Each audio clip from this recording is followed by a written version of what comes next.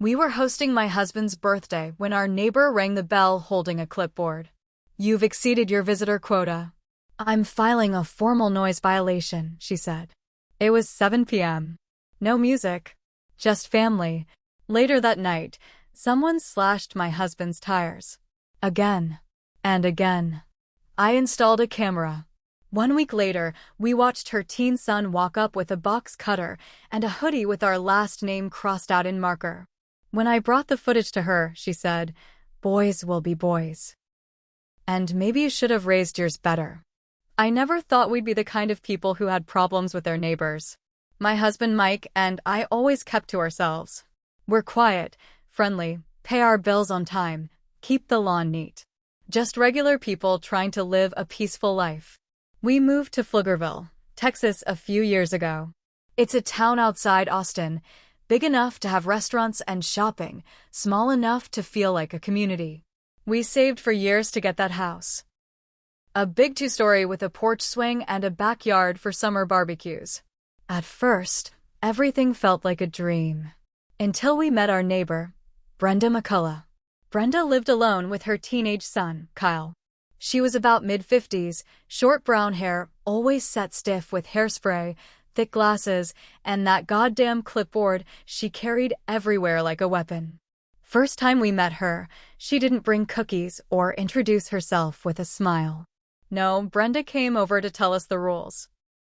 You'll want to keep your grass under 3 inches.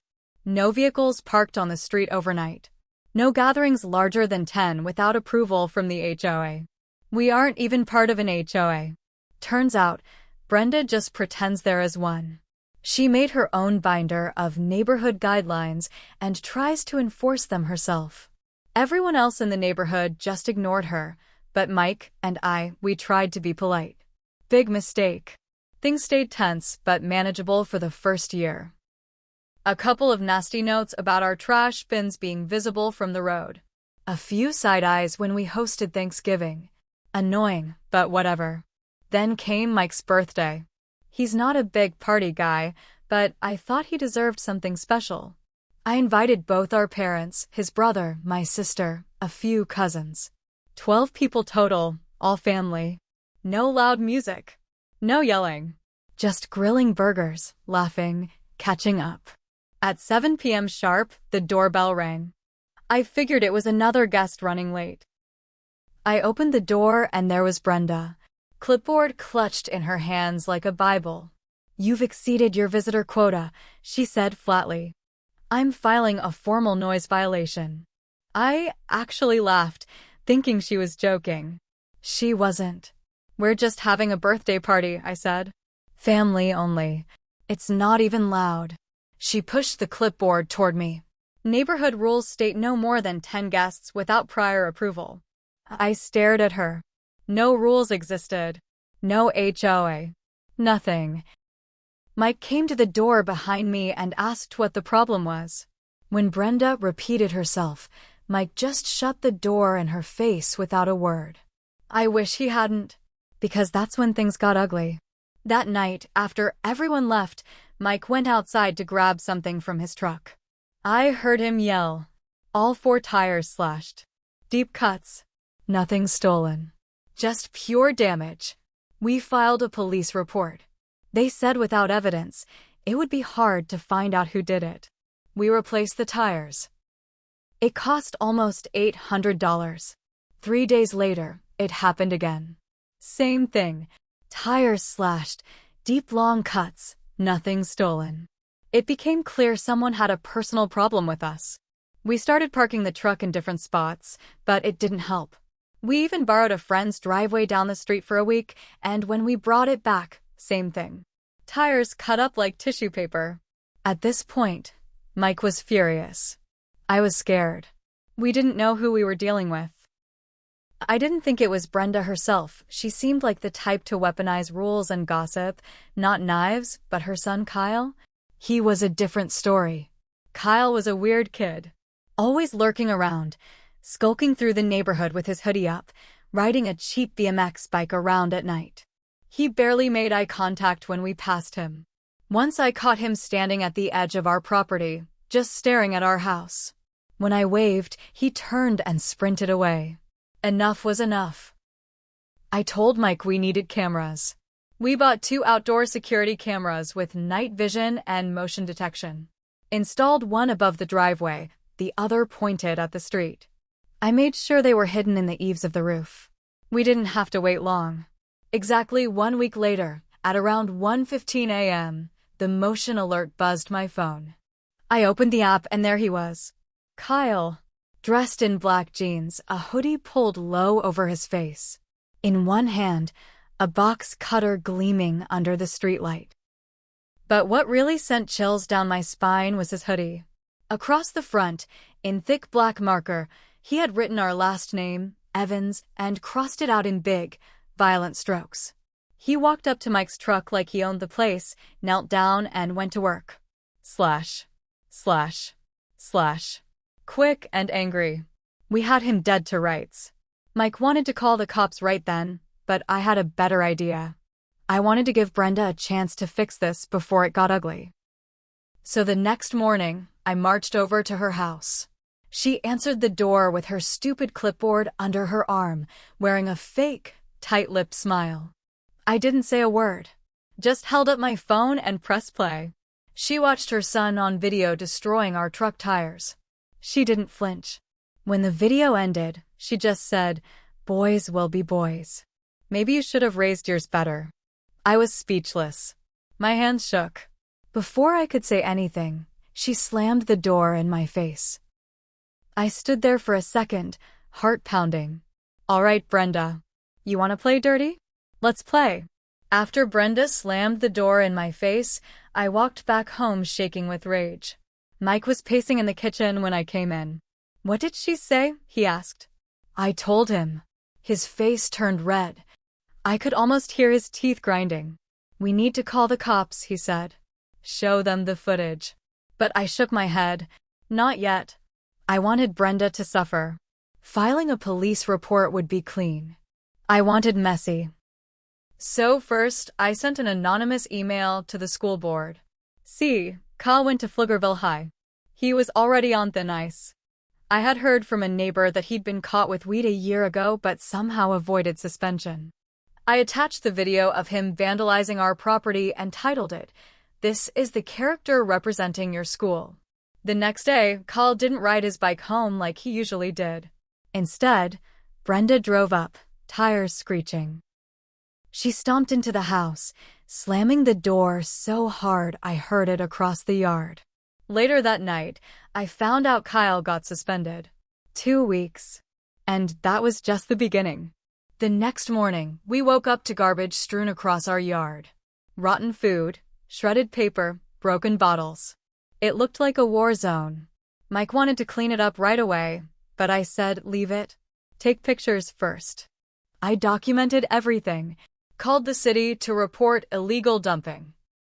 Even filed a claim with our insurance, saying we suspected targeted harassment. They took it seriously. The city code officer came out that afternoon, asked us a few questions, and then, looking over at Brenda's house, said, "She been giving you trouble?" "She's the only one," I said. He nodded like he knew exactly the kind of woman she was. I made sure he noticed Brenda's front bushes, which were overgrown and spilling into the sidewalk. Code violation. I pointed out her broken mailbox leaning sideways. Code violation. I even mentioned her garage door, which had a big crack running through it. Code violation. I didn't lie. I just helped the city notice things they otherwise might have ignored. Within 2 weeks, Brenda had a fat stack of city citations taped to her front door. You'd think she'd give up after that. No. Instead, she escalated.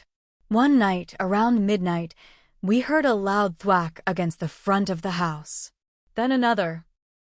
Then another. Mike and I rushed outside. Eggs. Dozens of eggs, dripping down our windows, staining the brick. Someone had egged our whole house. Guess who we caught on camera? Not Kyle this time. Brenda. Throwing eggs with wild, sloppy anger, like a teenager getting back at a teacher who gave them detention. I couldn't believe it. A grown woman acting like that. We turned the footage over to the cops. They finally took it seriously. Brenda got charged with criminal mischief. It was petty, but it went on her record. She had to show up in court, pay fines. She thought she was untouchable. Now she was sitting in a courtroom getting lectured by a judge. But it still wasn't enough, because the real revenge was still coming. I started digging.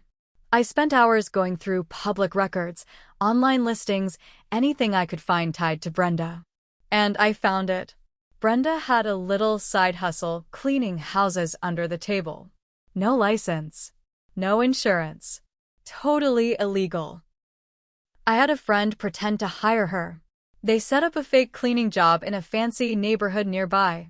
When Brenda showed up, she got caught by the homeowner, who happened to be an off-duty sheriff's deputy we knew through my sister. Unlicensed business activity. Fraud. Operating without insurance. She got slapped with fines so big she almost lost her house. Brenda stopped bothering us after that. Kyle started avoiding us completely. Wouldn't even look our way when he rode by. His bike got rustier and rustier, like he couldn't afford a new one anymore. Their house got quieter, sadder. The yard went brown. The lights stayed off most nights. Sometimes I felt bad. But then I'd look at the video of Kyle slashing our tires, or remember Brenda's smug face telling me boys will be boys, and the pity would dry up like water in the Texas sun. Just when Mike and I thought things had finally settled down, something new happened. We got a letter from a lawyer. At first, I thought it was junk mail, but when I opened it, my stomach dropped. Brenda was suing us. The letter said we had defamed her by sending footage of her to her employers and neighbors. She claimed we ruined her reputation and caused emotional distress. It was a total joke. We never sent anything to her employers. We barely even knew she had any. All we did was give the footage to the police and the school board, and everything else that happened was because of her own damn actions. But still, lawsuits cost money. Even if they're garbage, you have to defend yourself. We met with a lawyer downtown, and after showing him everything, the tire slashing, the egging, the fake HOA clipboard, the citations, he laughed and said, "You've got nothing to worry about. But we'll have to respond, or she'll drag it out." It cost us $2,500 just to get started. That made it personal again. I realized Brenda wasn't just trying to make our lives hard, she wanted to destroy us. If Brenda wanted a war, I was ready to end it for good. I went even deeper. I started asking around the neighborhood, very quietly. Friendly conversations, little things. Turns out, Brenda had pissed off just about everyone on the block. She had filed fake noise complaints against the college kid next door. Tried to get a single mom's dog declared dangerous because it barked once. Even tried to fine an old man across the street for unsightly decorations, meaning his American flag. People hated her. They just never pushed back. Until now. I started sharing my story. I made a little neighborhood email list. Shared the video of Kyle slashing the tires. Shared the footage of Brenda egging our house. I didn't tell people what to do. I didn't have to. Within a week, someone reported Brenda's property to the county for back taxes. Another neighbor reported her for having an illegal fence. Someone else called animal control for her dog's barking. Brenda's world started crumbling from every side. Meanwhile, our lawyer filed a counterclaim against her. For harassment. For filing a false lawsuit. For emotional distress caused by her son's criminal acts against our property. Suddenly, Brenda had to defend herself. And here's the thing, lawyers aren't free. Within 2 months, she dropped her lawsuit completely. But it was too late. The court made her pay our legal fees. She ended up owing us $5,700. The cherry on top? A lien was placed against her house because she couldn't pay all at once. Because about 3 months later, we saw the for sale sign go up in her yard. Brenda was moving. Or, more likely, being forced out. Kyle disappeared first. Some said he got sent to live with his dad somewhere in San Antonio. Others said he dropped out of school. Brenda held on as long as she could. But the city fines, the lawyer fees, the back taxes, the liens, it crushed her. The day the moving truck pulled away, Mike and I sat on our porch swing, sipping beers. We didn't say much, just watched.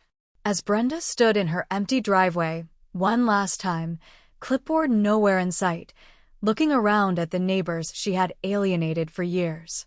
Not a single person came to say goodbye. Not one. She left alone. Exactly how she deserved. After Brenda left, the neighborhood felt lighter. Like a storm had finally passed. We thought it was over. We were wrong. 3 weeks after the for sale sign came down, we got a letter from a law office downtown. Different from the first. Turns out, the buyers of Brenda's house were suing Brenda for not disclosing the ongoing harassment claims against the property. Because of our police reports, court records, and the lien, the buyers claimed the property was a known trouble property and that they should have been told before they closed. They wanted their money back or damages. Brenda's nightmare wasn't over. Not by a long shot. But here's where I'll be honest about my own mistake. I couldn't let it go. Even though Brenda was gone, even though she was drowning in lawsuits, a part of me wanted more. Wanted to keep kicking until there was nothing left of her. Mike said to leave it alone. We got our house back, he said. We're fine. I didn't listen. I found her new address, a crappy apartment complex south of town. One night, I drove by. I told myself it was just to see. Just curiosity. But I sat there in my car, looking at the cracked windows and the sagging walls of the building she lived in now, and I realized I wasn't satisfied. And that scared me. Because somewhere along the way, I had turned into her. Petty. Obsessive. Full of rage. Mike was right. We had already won. And yet there I was, sitting outside her sad little apartment, hating someone who was already beaten. I drove home, feeling sick. It took time to let it go. It didn't happen all at once. I still sometimes saw Brenda's face in my mind, sneering at me. Still sometimes thought about her boy Kyle, slashing our tires like it was a game. But eventually, the anger faded. Life moved on. Mike and I repainted the house, planted new grass, put up new lights. It felt like a fresh start. The neighbors came around more. We had small parties, real ones this time, and nobody called the cops. Kids rode bikes past our house, laughing. Parents waved from porches. The world turned normal again. But it left a mark. If you asked me now if it was worth it, all the digging, the fighting, the winning, I'd say yes. But I'd also say this: revenge doesn't heal you. It just empties you out. And if you're not careful, you can end up worse than the person you were fighting. I got lucky. I stopped before it was too late. But sometimes, late at night, when the house is quiet and the old fears creep in, I remember standing outside Brenda's broken apartment. And I know how close I came to becoming her.